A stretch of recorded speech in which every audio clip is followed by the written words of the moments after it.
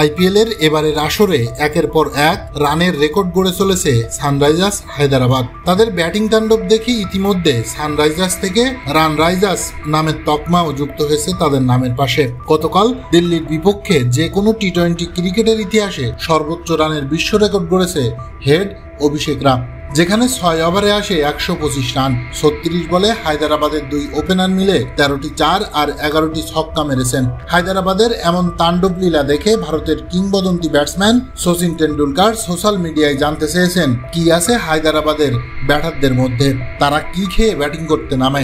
নিজের official x account থেকে হায়দ্রাবাদের জয়ের মুহূর্তের কিছু ছবি পোস্ট করে তার ক্যাপশনে সচিন লিখেছেন, সানরাইজার্স হায়দ্রাবাদের সাথে এমন কি আছে যে তারা একাই চলতি আসরে 3 বার 260 ঊর্ধ্ব রান করেছে। দর্শক, আপনি কি জানেন সচিনের এই প্রশ্নের উত্তর?